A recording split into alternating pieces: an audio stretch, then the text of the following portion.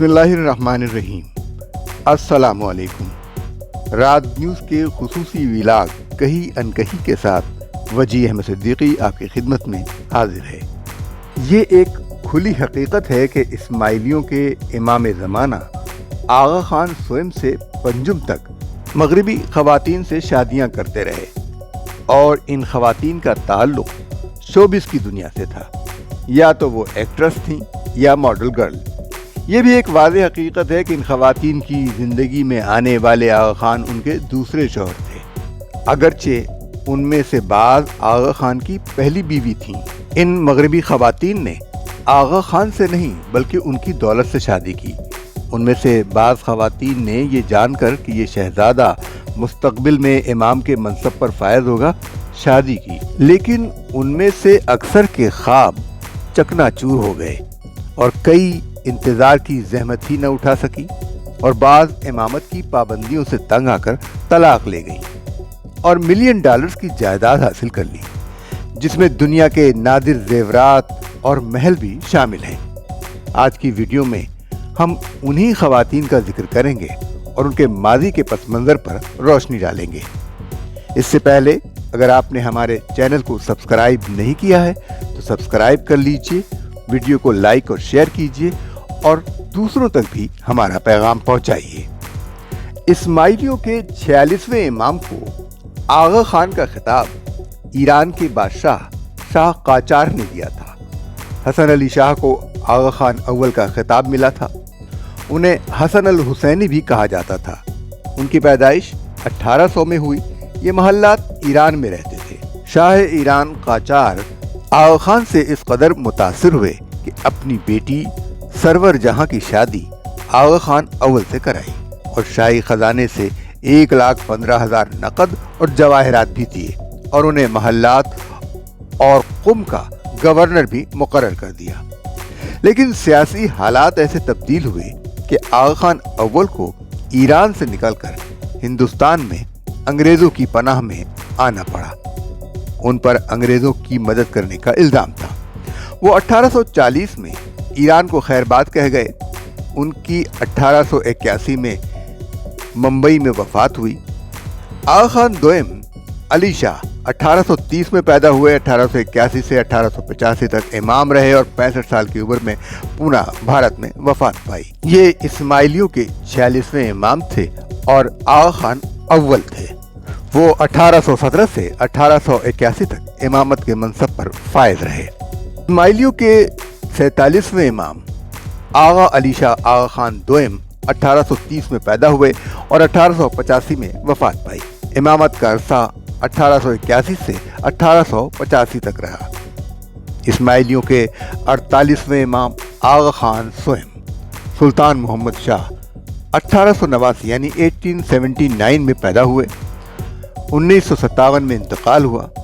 1885 سے 1957 تک امامت کے منصب پر رہے۔ اسماعیلیوں کے 49ویں امام شاہ کریم الحسینی آغا خان چہارم 1936 میں پیدا ہوئے۔ 2025 میں انتقال ہوا۔ امامت کا عرصہ 1957 سے 2025 تک رہا۔ موجودہ امام اسماعیلیوں کے 50ویں امام ہیں آغا خان پنجم شاہ رحیم الحسینی، جو 1971 میں پیدا ہوئے اور 2025 میں منصب امامت پر فائز ہوئے۔ آغا خان سوئم کو منصب امامت پر جب بٹھایا گیا تو ان کی عمر تقریباً 8 سال تھی۔ وہ 2 نومبر 1877 کو کراچی میں پیدا ہوئے تھے۔ ان کا طرز زندگی دیگر اماموں سے مختلف تھا اور بین الاقوامی سیاست کے ساتھ ساتھ ان کا بر صغیر کی سیاست میں بھی کردار تھا۔ کہا جاتا ہے کہ وہ آل انڈیا مسلم لیگ کے بانیوں میں سے تھے اور اس کے پہلے مستقل صدر بھی تھے۔ اقوام متحدہ سے پہلے عالمی ادارے لیگ آف نیشنز کی جنرل اسمبلی کے صدر بھی رہ چکے تھے۔ ان کا طرز زندگی مغربی انداز کا تھا۔ مال و دولت اتنا تھا کہ انہیں سونے میں تولا جاتا اور وہ سونا خیرات کر دیا جاتا۔ سر آغا خان سوئم نے 4 شادیاں کی تھیں۔ ان کے سب سے بڑے بیٹے مہدی انہی کی زندگی میں انتقال کر گئے جو شاید ان کے جانشین ہوتے۔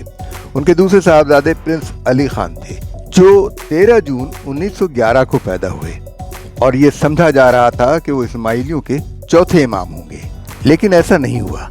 اسماعیلیوں کے چوتھے امام کیوں نہ بن پائے کا ذکر آگے چل کر آئے گا۔ آغا خان سوئم کی پہلی بیگم کا نام شہزادی بیگم تھا۔ یہ آغا خان اول کی پوتی اور آغا خان سوئم کی فرسٹ کزن تھی۔ ان کی شادی 2 نومبر 1896 کو پونے میں ہوئی تھی، لیکن یہ شادی 1907 میں ختم ہو گئی۔ 1908 میں انہوں نے اپنے سابق شوہر کے خلاف مقدمہ دائر کیا اور جائیداد میں حصہ طلب کیا۔ ان کا 1922 میں کینسر کے مرض میں انتقال ہو گیا۔ شہزادی بیگم 1877 میں پیدا ہوئیں۔ یہ آغا خان سوئم کے چچا آغا جنگی شاہ کی بیٹی تھی، جو آغا خان اول کے بیٹے تھے۔ شہزادی کے 3 بھائی اور 1 بہن بھی تھی۔ 1896 میں شہزادی کے باپ آغا جنگی شاہ اور بھائی شاہ عباس جدہ میں قتل کر دیے گئے جب وہ حج کے لیے گئے ہوئے تھے۔ 2 نومبر 1896 کو شہزادی کی شادی اپنے کزن آغا خان سوئم سے ہوئی۔ اس شادی میں 25,000 افراد نے شرکت، ان میں ہندوستان پر قابض برطانوی حکمران اور ہندوستان کی ریاستوں کے شہزادے اور ساری دنیا سے اسماعیلیوں کے نمائندے شریک تھے۔ لیکن اس شادی کا انجام بخیر نہیں ہوا۔ آغا خان سوئم نے اپنی یادداشتوں میں لکھا ہے، میرے بچپن کے ان ساتھیوں میں جن کے ساتھ میں کھیلا کودا کرتا تھا، شہزادی بیگم سے میری گہری دوستی تھی۔ ان کے والد اور میرے چچا جنگی شاہ میرے اساتذہ میں تھے۔ میں نے اپنی ماں کو اپنے جذبات سے آگاہ کیا تو میری ماں شہزادی بیگم کے لیے میرا رشتہ لے کر گئیں، لیکن شہزادی بیگم آغا خان سے جائیداد کا مقدمہ نہ جیت سکی۔ عدالت نے آغا خان سوئم کا تمام جائیداد پر حق تسلیم کر لیا۔ شہزادی بیگم سے طلاق کے بعد آغا خان نے 1908 میں دوسری شادی کر لی۔ آغا خان کی دوسری بیگم کا تعلق اٹلی سے تھا اور ان کا عیسائی نام ٹریسا میگلیانو تھا۔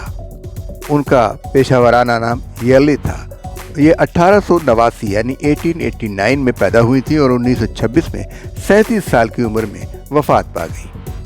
ان کے صاحبزادے پرنس علی آغا خان تھے اور مہدی شاہ تھے۔ یہ مجسمہ ساز تھیں، بت بنایا کرتی تھیں۔ انہوں نے انگلستان اور فرانس میں جنگ عظیم کی کئی یادگاروں کو ڈیزائن کیا۔ اپنی دوسری بیوی کے انتقال کے بعد آغا خان سوئم نے تیسری شادی کی۔ آندرے جوزیفائن کیرون نے دسمبر 1929 میں آغا خان سوئم سے شادی کی اور 1943 میں آغا خان سے طلاق لے لی۔ ان کے بیٹے صدر الدین آغا خان تھے۔ 1976 میں ان کا انتقال ہو گیا تھا۔ آغا خان سوئم کی چوتھی بیوی کا نام ام حبیبہ تھا، جبکہ ان کا عیسائی نام یووین بلانش لیبرووسس تھا۔ وہ 15 فروری 1906 کو پیدا ہوئی تھی اور 2000 میں وفات پائی۔ انہوں نے آغا خان سوئم سے 1944 میں شادی کی۔ یہ ستے فرانس میں پیدا ہوئی تھی۔ یہ ایک ماڈل تھی، مس فرانس تھیں۔ ام حبیبہ کو 1954 میں ماتا سلامت کا خطاب بھی ملا تھا۔ آغا خان سوئم کے طرز زندگی کے اثرات نہ صرف ان کے پیروکاروں پر پڑے بلکہ ان کی اولاد نے بھی اس سے بہت اثر قبول کیا۔ پرنس علی خان یورپ میں اپنی کاکٹیل پارٹیوں اور معاشقوں کی وجہ سے مشہور تھے۔ کہتے ہیں کہ وہ خود شراب نہیں پیتے تھے لیکن اپنے مہمانوں کو سرور پہنچانے میں ہمیشہ آگے رہتے۔ آغا خان سوئم کی زندگی میں صرف ان کی کزن کے علاوہ تمام مغربی عورتیں کسی اونچے گھرانے سے تعلق نہیں رکھتی تھیں، لیکن علی سلمان خان نے مغربی دنیا کی ان حسیناؤں پر ہاتھ ڈالا تھا جو اپنے شعبوں میں عالمی شہرت رکھتی تھی۔ علی سلمان آغا خان سوئم کا بیٹا اور امامت کا امیدوار تھا، لیکن وہ خود آغا خان چہارم نہ بن سکا بلکہ اس کا بیٹا آغا خان چہارم بنا۔ علی سلمان آغا خان 11 جون 1911 کو تورن اٹلی میں پیدا ہوا تھا اور 48 سال کی عمر میں 12 مئی 1960 کو فرانس میں ایک ٹریفک حادثے میں انتقال کر گئے۔ پرنس علی خان کی پہلی شادی ایک انگریز خاتون باربرا گنس سے ہوئی جو عمر میں ان سے 3 سال بڑی تھی۔ ان سے شادی سے قبل وہ گنس کے نام سے شراب بنانے والی کمپنی کے مالک تھامس لوئل گنس کی بیوی تھی۔ 1935 میں اس سے طلاق کے بعد یہ علی خان کی بیوی بنی اور اس کے بطن سے پرنس کریم آغا خان اور پرنس امین پیدا ہوئے، جبکہ اس کے سابقہ شوہر سے بھی ایک بیٹا پیٹرک گنس بھی تھا، لیکن اختلافات جنم لیتے رہے۔ باربرا کے سابق شوہر نے علی آغا خان پر مقدمہ کیا اور ہرجانے میں بڑی رقم علی خان سے اینٹ لی۔ شادی کے بعد باربرا کا نام تاج الدولہ رکھا گیا۔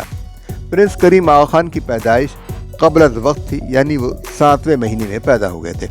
کریم آغا خان کے دوسرے بھائی امین بھی 7ویں مہینے میں ہی پیدا ہوئے تھے۔ اس وقت ہم ذکر کر رہے ہیں پرنس علی خان اور ان کی بیوی کا۔ دونوں کے درمیان 1949 میں طلاق ہو گئی۔ اس طلاق کے چند ہفتوں کے اندر پرنس علی خان نے امریکی اداکارہ ریٹا ہیورتھ کے ساتھ شادی کر لی۔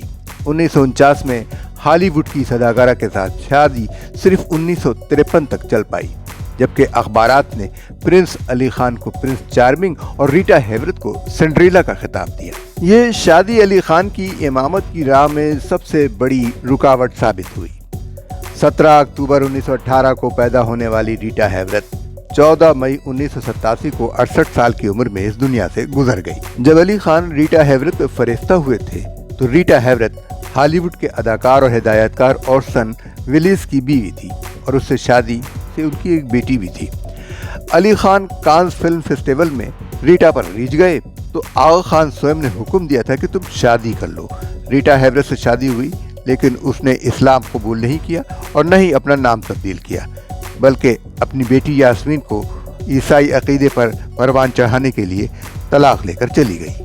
اس کی وجہ یہ تھی کہ 1951 میں جب ان کی شادی ریٹا ہیورتھ کے ساتھ تھی، ان کا معاشقہ ایک اور ایکٹریس جوان فونٹائن کے ساتھ ایک نائٹ کلب میں شروع ہو گیا۔ یہ بھی ایک امریکی اداکارہ تھی اور اسٹیج کی اداکارہ تھی، لیکن آغا خان سوئم نے اس معاشقے کو قبول نہیں کیا اور اس اداکارہ کے ساتھ علی خان کو شادی کی اجازت نہیں دی۔ وہ اداکارہ امریکہ چلی گئی اور ذہنی خلل کا شکار ہو گئی۔ اس دوران ریٹا ہیورتھ نے طلاق کے بدلے میں $10 لاکھ وصول کر لیے تھے۔ اس دوران 12 جولائی 1957 کو آغا خان سوئم کا انتقال ہو گیا۔ جب ان کی وصیت کھولی گئی تو معلوم ہوا کہ انہوں نے روایات کے برعکس اپنے پوتے پرنس کریم آغا خان کو 49واں امام اور چوتھا آغا خان نامزد کیا ہے۔ پرنس علی خان کے لیے یہ سب کچھ شرمندگی کا باعث تھا۔ 1950 کی دہائی کے آخر میں ایک فرانسیسی ماڈل سائمون میشیلائن کے عشق میں مبتلا ہو گئے۔ اسے بیٹینا گریزیانی بھی کہا جاتا تھا۔ وہ ماڈلنگ کے پیشے کو ترک کر کے علی خان کے ساتھ باقی زندگی گزارنا چاہتی تھی۔ 1960 میں ان کی منگنی بھی ہو گئی تھی اور وہ حاملہ بھی ہو گئی تھی، لیکن علی خان 12 مئی 1960 کو پیرس میں ایک حادثے کا شکار ہو گئے اور ان کی موت واقع ہو گئی۔ اس خاتون نے اپنا حمل ضائع کرا دیا۔ آغا خان چہارم پرنس کریم آغا خان 13 دسمبر 1936 کو سوئٹزرلینڈ کے شہر جنیوا میں پیدا ہوئے تھے۔ ان کی کل دولت کا اندازہ 2013 میں $13.3 ارب لگایا گیا تھا۔ دنیا کے 15 امیر ترین افراد میں سے وہ ایک ہیں۔ ان کے پاس فرانس، برطانیہ، سوئٹزرلینڈ، پرتگال اور کینیڈا کی اعزازی شہریت بھی ہے۔ یہ پرنس علی خان اور شہزادی تاج الدولہ کے صاحبزادے ہیں۔ شہزادی تاج الدولہ پرنس کریم آغا خان کی والدہ تھیں۔